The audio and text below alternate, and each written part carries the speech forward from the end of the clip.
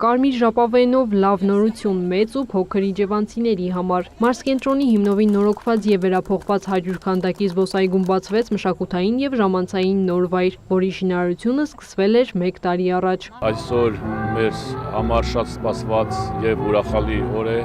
քանի որ քաղաքում չենք ունեցել նման կառույց հանրային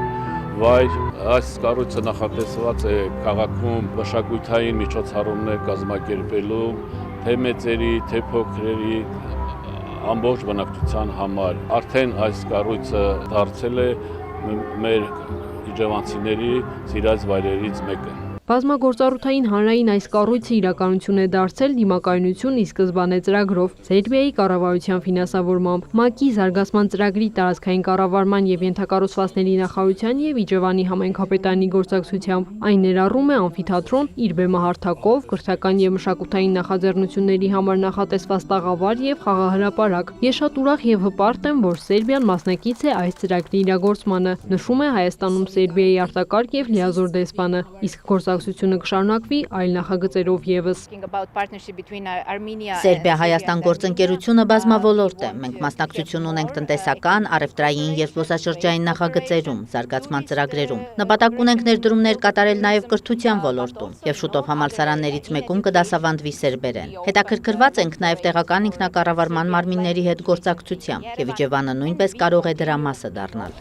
Հանգստի եւ ժամանցի նոր վայրը դիմակայունությունն ի սկզբանե ծրագրով կյանքի կոչված միակ նախաձեռնությունը չէ, եւս 2 ավարտված գործ նույն օրը։ Իջևանի փրկարարծառայության կենտրոնում տեղադրվել են հիբրիդային եւ շարժական ֆոտովոլտային համակարգեր, իսկ Աչաջուր գյուղում գործարկվել է նոր ջրամբար, որը ռոռոքելի կդարձնի 120 հեկտար հողատարածք։ Ծրագիրը միտված է ավելի կայուն եւ բնակիչների կարիքներին արձագանքող համայնքների ձևավորմանը, հատկապես կանանց, երիտասարդների եւ խոցելի խմբերի ներառմանը, ասում է Հայաստանում ՄԱԿ-ի զարգացման ծրագրի մշտական ներկայացուցիչը։ Սա ընդլայնված համագործակցություն է եւ որ շատ կարեւոր է, այս գաղափարը հենց համայնքի ներկայացուցիչներինն է։ Մենք լսել ու գնահատել ենք համայնքի կարիքները, թե ինչ նախագծեր են պետք, որոնք օգտակար կլինեն կանանց, երիտասարդներին, երեխաներին։ Իջևանում մենք իրականացրել ենք 3 նախագիծ, սակայն այլ ծրագրեր եւս իրականացնում ենք Տավուշի մարզում։ Մասնավորապես սոցիալ-տնտեսական, գյուղական զարգացման, կանանց եւ երիտասարդների զորեղացման, ինչպես նաեւ էներգետիկ անվտանգության հետ կապված։